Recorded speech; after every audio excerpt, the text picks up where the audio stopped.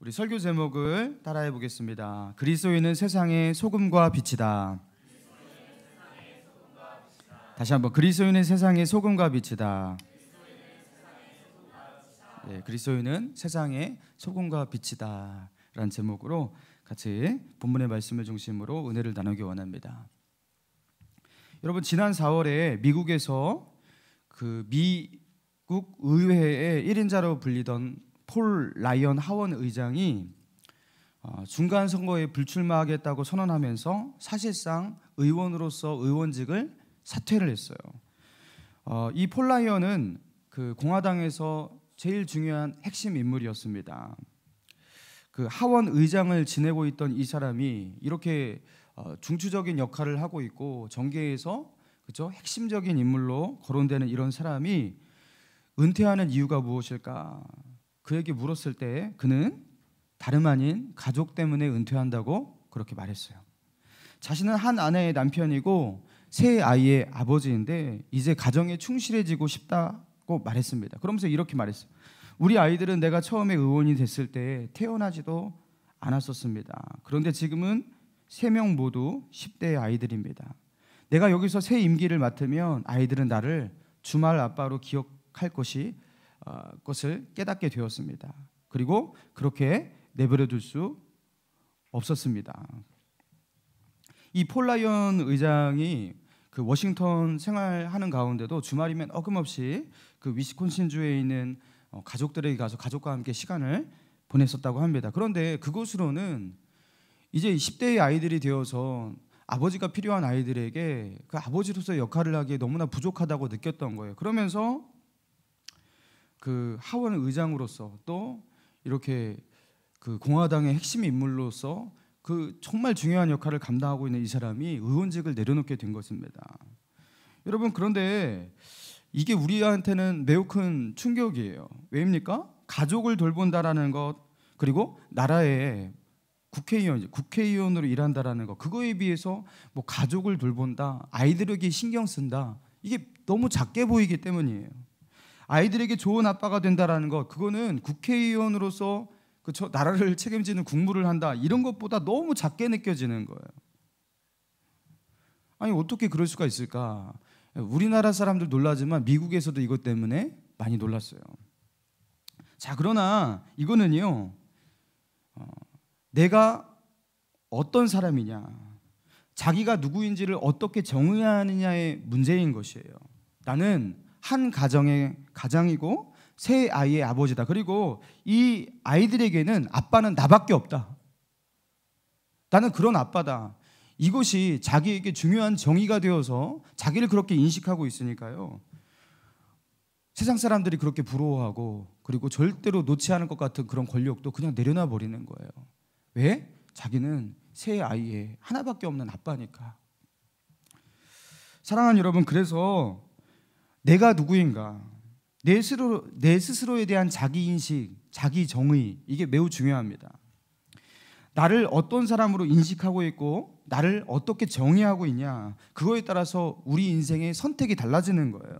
인생이 달라지는 거예요. 여러분, 영적으로도 그렇습니다. 신앙도 그렇습니다. 나는 어떤 사람인가, 나는 누구인가, 나는 여기에 왜 사는가, 하나님 앞에서 이 세상 속에서 내가 누구인지를 어떻게 정의하느냐에 따라서 우리의 신앙과 신앙의 열매는 매우 다르게 맺히게 되는 것입니다. 주님은 오늘 우리가 저와 여러분이 어떤 사람인지 분명하게 정의해주고 계십니다. 우리 13절의 말씀을 같이 읽어보겠습니다. 13절 시작. 너희는 세상의 소금이니 소금이 만일 그 맛을 잃으면 무엇으로 짜게 하리요? 후에는 아무 쓸데없어 다만 밖에 버려져 사람에게 밟힐 뿐이니라. 자, 너희는 세상의 무엇이라고요? 소금이다. 소금이다. 여러분, 너희는 세상의 소금이다. 너희는 누구를 말할까요? 이 너희라는 대상은 누구일까요? 자, 1절 볼게요. 자, 1절 같이 읽습니다. 시작. 예수께서 무리를 보시고 산에 올라가 앉으시니 제자들이 나온지라. 자, 마태복음 5장에서 7장까지를 우리는 산상수훈이라고 해요. 예수님께서 산에서 제자들에게 하신 설교입니다. 산상수훈. 자, 이거는요, 무리들이 막 예수님을 따라요. 막 수천 명 무리들이 따르는데 그 무리들을 향해서 그냥 하신 말씀이 아니라 그 무리를 보시고 산에 올라가셨다. 그 무리를 보시고 산에 올라가셨는데 그 산행을 하면서 어디를 가시는 거야 하면서 끝까지 산까지 그렇게 따라갔던 사람들, 그러니까 누구만 남았겠어요? 제자들. 예수님과 함께 하려는 그런 마음을 이렇게 굳게 먹은 사람들, 그런 사람들이 남아갖고 그 예수님을 따라서 산까지 올라간 거예요. 그들에게 하신 말씀이에요. 그러니까 이 말씀은, 이 산상수훈의 말씀은 최소한 하나님의 은혜를 경험하고 복음을 경험하고 또 하나님의 은혜를 경험한 제자들, 하나님의 백성들, 구원받은 하나님의 백성들을 향한 설교이고 그런 메시지인 것입니다. 자, 그게 너희는이에요. 구원받은 너희는, 예수 그리스도의 십자가 사랑을 경험한 너희는, 하나님의 은혜가 무엇인지 알고 있는 너희는 그리스도인이잖아요. 그런 사람을 그리스도인이라고 하잖아요. 그리스도인은 어떤 존재라고요? 세상의 소금이다. 여러분, 주님은 우리를 향해서 세상이라고 말하지 않았어요. 하나님이 세상을 이처럼 사랑하사 독생자를 주셨으니 하면서 세상이라고 그렇게 말하지 않았어요. 나는 너희에게 은혜를 베푼다, 너희를 사랑한다, 나의 사랑을 받을 세상이다, 그 세상이라고 말하지 않았고 세상 속에 소금이라고 그렇게 말하고 있습니다. 여러분, 소금의 특징이 무엇입니까? 짜요. 그리고 이 소금이 침투하고 뿌려진 곳에는 그것도 이 소금의 성질을 이입해서 짜게 만드는 그런 특징이 있습니다. 그래서 짜게 만들면서 이 소금이 적당량 들어갈 때에는 음식에 맛을 내는 조미 효과가 있어요. 그 맛을 더욱 풍미스럽게, 그 맛을 더욱더 강하게 그렇게 만드는 조미 효과가 있어요. 소금도 일종의 조미료인 것이에요. 여러분, 그래서 소금이 안 들어가는 음식 상상도 할 수 없잖아요. 소금 안 치고 음식 먹으면 제 아무리 맛있는 것, 맛있는 음식이란 것 자체가 없는 거 아니겠습니까? 소금은 이렇게 조미 효과, 맛을 내는 효과가 있습니다. 또 소금에 어떤 효과가 있어요? 부패를 방지합니다. 부패를 막습니다. 여러분, 우리는 음식에 소금을 넣는데 음식에 소금이 어느 정도 들어가느냐에 따라서 이 음식이 얼마나 버틸 수 있는지를 우리는 가늠해요. 소금을 조금 쳤어요. 그럼 금방 상한다고 생각해요. 근데 소금에 절일 정도로 듬뿍 넣었어요. 그러면 이 음식은 몇 달도 버틸 거야. 내년에도 먹을 수 있을 거야. 소금이 많이 들어간 음식은, 그렇죠? 부패되지 않는다. 이 음식은 보존된다라는 믿음이 있습니다. 왜 그렇습니까? 소금이 부패를 방지해요. 여러분, 인류가 이렇게 번성할 수 있는데 이바지한 최대 인류의 발명 중에 하나가 무엇이냐면 염장 기술이라고 합니다. 염장 기술. 날씨가 따뜻해지고 해가 내리쬐을 때 음식은 상하고 보관할 수가 없잖아요. 그런데 그 보관할 수 없어서, 음식을 저장할 수가 없어서, 그리고 혹서기에 이럴 때 버틸 수가 없어서, 그죠? 음식을 담아둘 수가 없는데 소금에 절여 놓으니까 그 음식을 보관이 가능한 거예요. 지켜낼 수가 있는 거예요. 그래서 이 염장 기술 때문에 인류가 이렇게 번성할 수 있었다, 그렇게 말하는 학자들이 있습니다. 그래서 소금이 참 중요한 거, 소금이 참 소중한 것이죠. 여러분, 그런데 소금이 이렇게 가치 있는 그 어떤 성질을 가지고 있지만 소금이 소금 덩어리로 뭉쳐서 존재할 때는요, 소금은 별 의미가 없어요. 소금은 제 아무리 미량이라도 그 소금이 어딘가에 뿌려지고 흩어지고 녹아져서 존재할 때 그게 소금이 의미가 있는 것이, 뭉쳐있는 소금 의미가 없어요. 소금은 녹아지지 않고 소금 따로 존재할 때는요, 아무 의미가 없는 거예요. 여러분, 우리는 세상 속의 소금입니다. 소금. 그런데 주님이 말씀하시잖아요. 의미심장한 말씀하시잖아요. 소금이 만일 그 맛을 잃으면 무엇으로 짜게 하려? 후에는 아무 쓸데없어 다만 밖에 버려져 사람에게 밟힐 뿐이니라. 자, 맛을 잃은 소금, 소금인데 짜지 않는 소금, 우리는 상상할 수 없어요. 그런 소금도 있나? 소금은 일단 무조건 짜잖아요. 자, 그런데 이건 어떤 것을 말하냐면 유대 사회 속에서 이거를 잘 이해할 수 있다고 그래요. 당시에 그 유대인들은 소금을 어디서 많이 구했냐면 그 사해 이런 데 가면요, 사해가 완전 극저지대잖아요. 그래서 거기서 소금의 결정들이 바위라든가 돌들을 중심으로 이렇게 맺힌대요. 그 소금 돌덩어리 막 이런 것들이 생긴다고 합니다. 그런데 그것이 육지 밖으로 노출이 되잖아요. 근데 하늘에서 막 비가 내리잖아요. 그러면은 그 빗물에 이 소금 결정들이 이렇게 씻기면서 그 돌덩어리와 같은 것들이 이렇게 씻겨 내려가면서 소금의 짠 기운은 다 없어지고 소금의 결정살테만 하얗게 남아있는 그런 돌들 같은 것들이 있었대요. 그럼 사람들이 이것을 수집해다가 소금으로 팔고 소금으로 막 사용하는데 맛을 이렇게 내려고 하는데 이게 영 짜지가 않은 거예요. 짠맛을 잃은 소금, 이런 것들이 유대사회 가운데 있었다고 합니다. 그러면 그 사람들은 어떻게 하냐면 그걸 가지고서 에이 이거 짜지 않은 소금이잖아 하면서 밖에 버렸다고 합니다. 그 사람들이 그것을 받고 그냥 흙으로 돌아가는 거예요. 그런 소금이 있었다라는 거예요. 주님은 그것을 염두에 두고 지금 하시는 말씀이에요. 여러분, 소금은 맛을 내야 합니다. 맛을 내지 않는 소금은 의미가 없어요. 그리고 이 소금은 맛을 내기 위해서 아주 많이 있을 필요도 없어요. 미량만 있어도 돼요. 한 스푼만 있어도 한 사발에 국을요, 그죠? 다 그죠? 맛을 낼 수가 있는 게 바로 소금이에요. 여러분, 하나님은 여러분을 소금과 같이 사용하신다는 것을 기억하시기 바랍니다. 여러분이 나아가는 직장 가운데, 그리고 사회 가운데, 그리고 관계 속에서 크리스찬들이 그렇게 많지 않을 거예요. 그리고 크리스찬을 만나도 정말 크리스찬다운 크리스찬들을 만나보기가 쉽지 않으실 거예요. 그러면서 여러분 때로는 외롭다고 느끼시고 절망하실 때도 있을 거예요. 또 어떤 분들은 교회 안에서도 그런 감정을 느끼시는 분도 때로 있을 거예요. 왜 우리는 이렇게 성숙한 사람이 없을까? 왜 우리는 이렇게 섬기는 사람이 없을까? 여러분, 그런데 그게 정상이라는 것입니다. 하나님은 소금을 많이 필요로 하지 않으세요. 하나님은 만약에 소금이 있다면 그 소금을 뭉쳐서 존재하게 하지 않으세요. 그 소금은 그냥 적당량만 있어서 그죠? 뿌릴 수 있으면 되는 거고 녹아지면 되는 것입니다. 여러분, 그래서요, 우리는 세상 속에서 때로는 외로운 거예요. 그죠? 때로는 그죠? 세상 속에서 나 혼자일 때도 참 많은 거예요. 제가 처음에 이게 신일교회 청년부 목사를 부임했을 때 이렇게 공동체가 어떻게 관계하는지 이렇게 보는데요.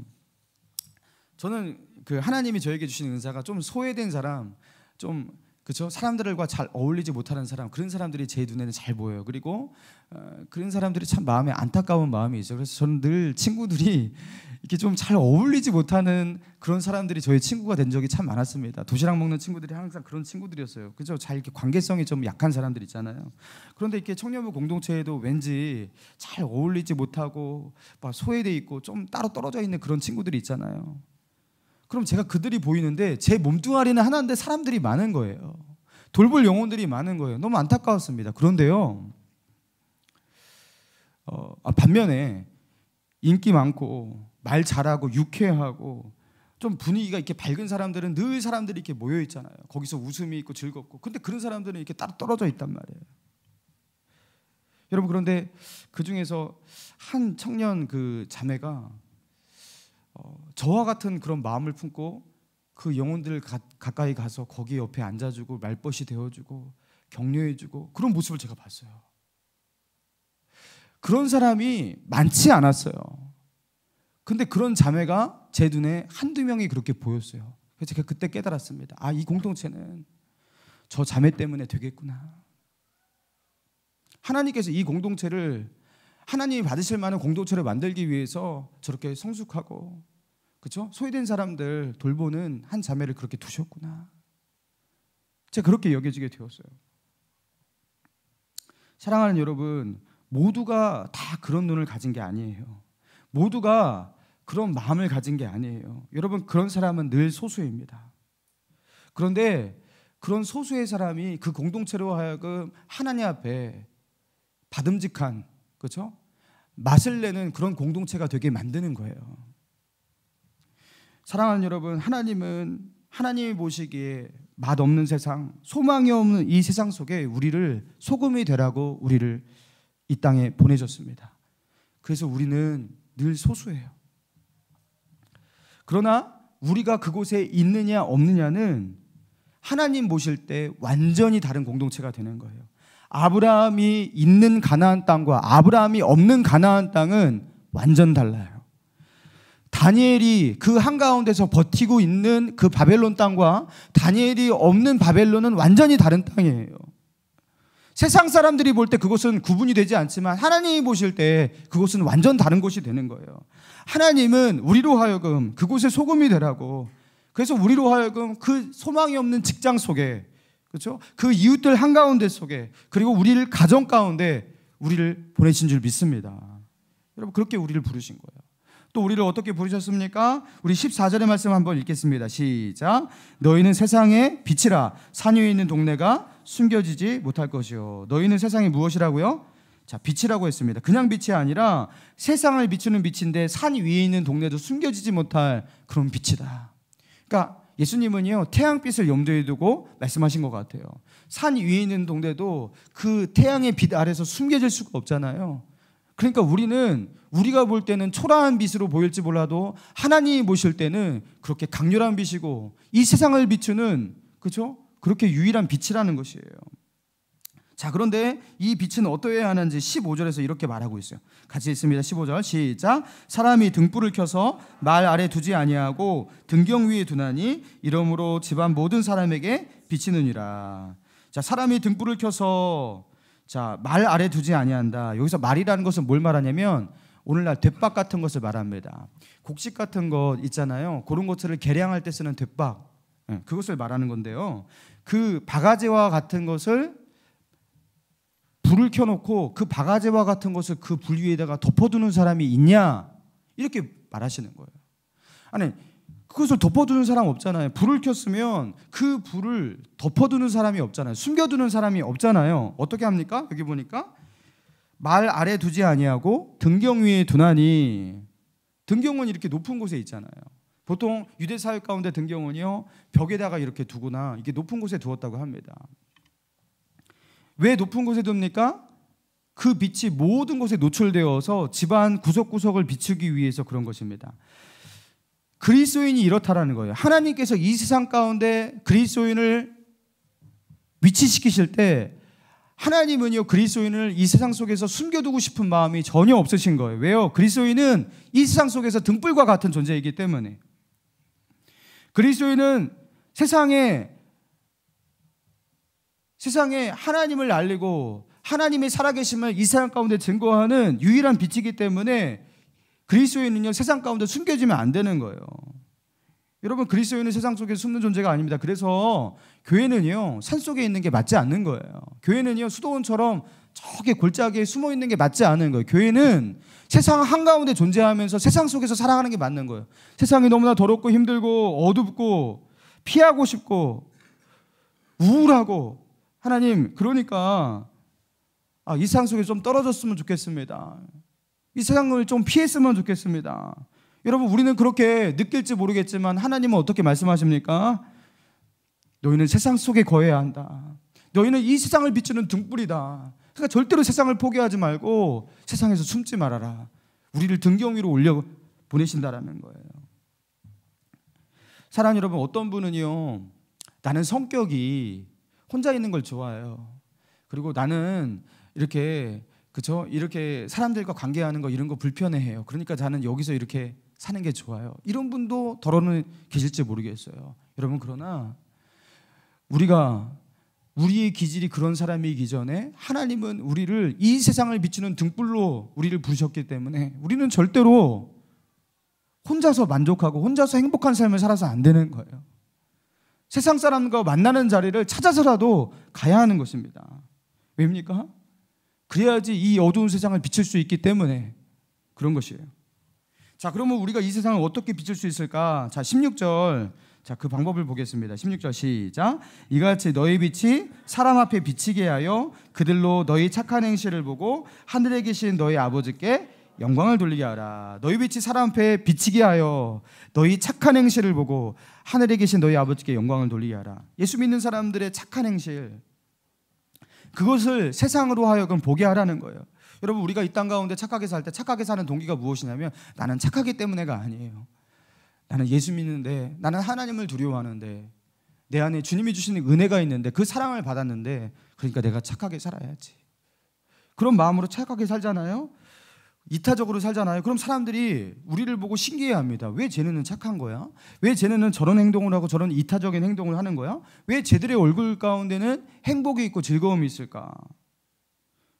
사람들은 우리의 행동과 우리의 표정과 그리고 우리에게 뿜어져 나오는 어떤 분위기를 감지하면서 참 이상하다, 그 이유가 뭔지 궁금해하기 시작한다라는 거예요. 참 이상하다. 그리고 어느 날 그 이유를 찾게 될 거예요. 아마도 저들이 믿고 있는, 저들이 다니고 있는 그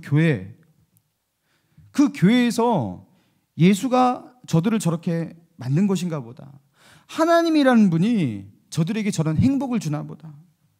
예수님이 정말 좋은 분인지 나쁜 분인지 나는 모르겠지만 예수 믿는 사람들을 보니까 예수님은 좋은 분이 맞네.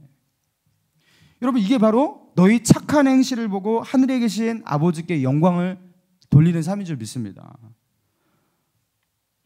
우리를 보고 하나님을 간접적으로 느끼고 경험하고, 그리고 그 불신자의 입술로 하나님은 정말 살아계시나 보다, 그렇게 고백하게 만드는 거예요. 사랑하는 여러분, 이 모든 일들, 이 모든 역사는 다 어디서 생기는 거냐면 자기 인식에서 나오는 거예요. 자기 정체성. 정체성이라는 건 원래 변하지 않는 성질을 말하는 거예요. 그런데 우리가 예수를 믿으면서 우리의 정체성은 바뀌었어요. 예수님이 지금 우리를 향해서 우리의 정체성을 바꾸고 계세요. 너희는 세상이었으나 이제는 세상이 아니라 세상의 빛이고 세상의 소금이다.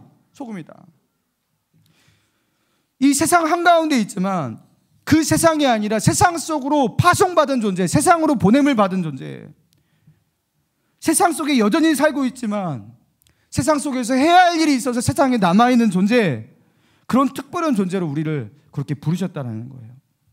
여러분, 옆에 있는 분들의 얼굴을 이렇게 보시기 바랍니다. 이렇게 옆에 있는 분의 얼굴을 보시면 좀 시원찮아 보이실 거예요. 그렇지만 그분을 향해서 이렇게 고백했으면 좋겠어요. 자, 따라해 봅시다. 당신은 이 세상을 향한 하나님의 대안입니다.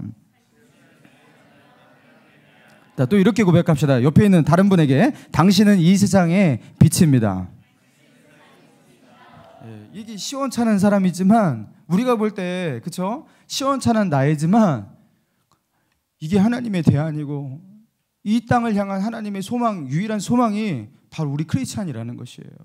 여러분, 19세기 덴마크의 철학자 키에르케고르, 여러분 들어보셨을 거예요. 실존주의 철학자인데 이 키에르케고르가 어느 날 그 집 오리들 있잖아요. 집 오리들 한가운데 들 오리 한 마리가 섞여 살고 있더래요. 그걸 보면서 왜 집 오리들의 이 무리 가운데 들 오리가, 하늘을 날아다니는 들 오리가 섞여 살고 있을까? 그것을 궁금해하면서 관찰하면서 이런 이야기를 남겼습니다. 지중해 해변에 살던 들 오리 한떼가 추운 지방인 노르웨이를 향해서, 노르웨이 땅으로 이동하면서 날아갑니다. 이제 계절적 이동을 하는 거예요. 그러면서 노르웨이로 날아가면서 네덜란드 상공을 지날 때였어요. 그런데 그 네덜란드 상공을 지나면서 그 수백 킬로를 날아다니니까 얼마나 힘들겠어요. 그런데 들 오리 한 마리가 땅 아래를 이렇게 내려다 보니까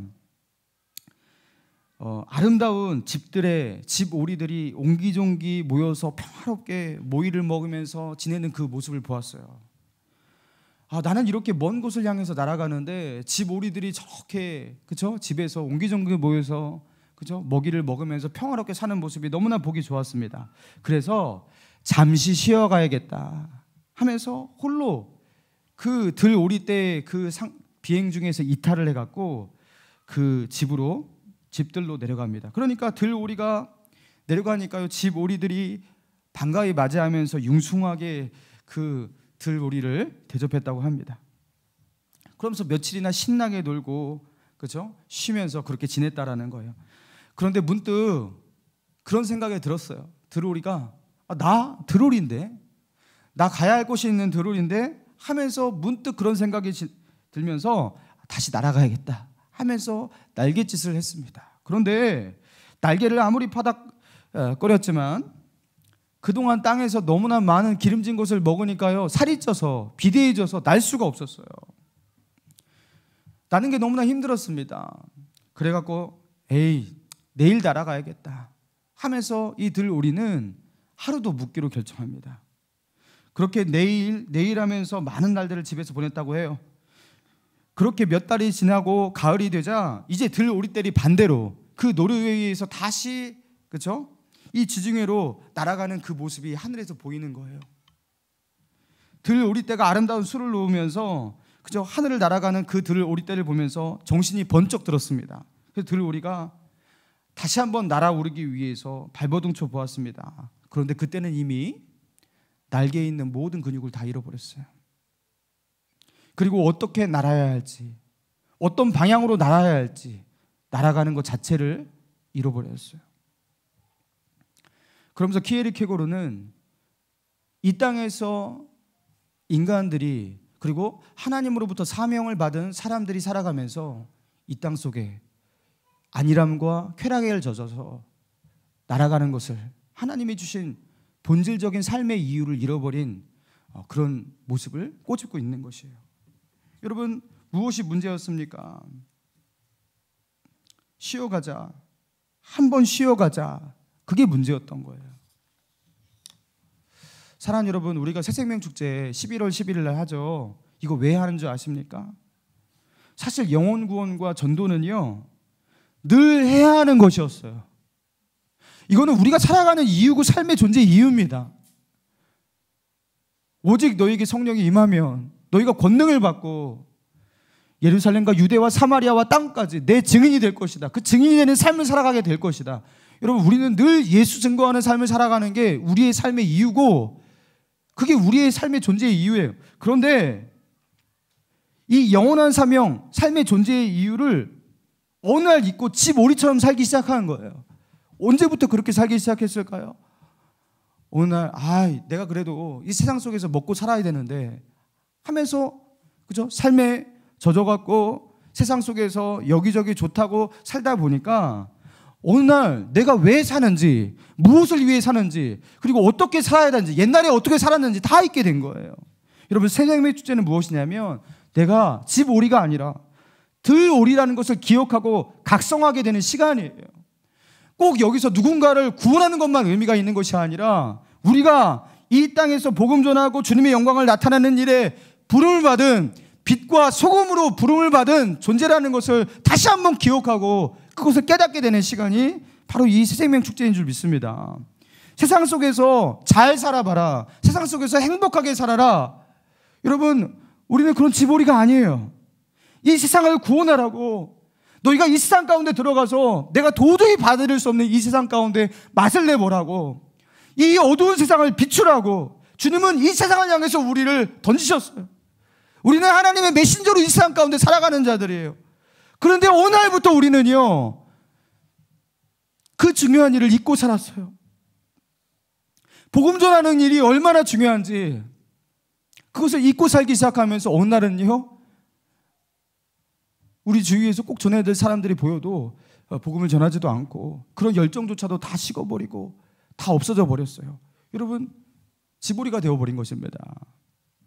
사랑하는 여러분, 다시 날개를 폈으면 좋겠어요. 우리 안에 기름져서 이제 움직이지도 않고 둔해진 그 사명들, 여러분 그거 감당했으면 좋겠습니다. 전도를 하도 안 하니까 이제 전도는요 그냥 포기한 것.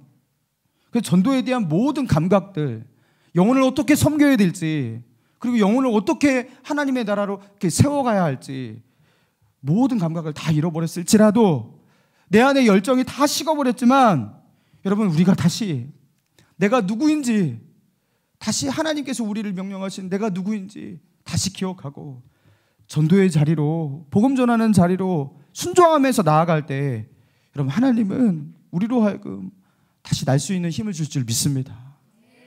순종하며 나아갈 때 어떻게 영혼을 섬기고 영혼을 구원할지 우리로 하여금 깨닫게 하시고 다시 한번 우리 영혼 가운데 뜨거운 열정 주실 줄 믿습니다. 그래서 우리 다시 태신자에게 나아가시고 다시 기도하시고 우리가 이 땅에 존재하는 이유를 다시 붙들고 살아가는 저와 여러분 되기를 주님의 이름으로 축원합니다.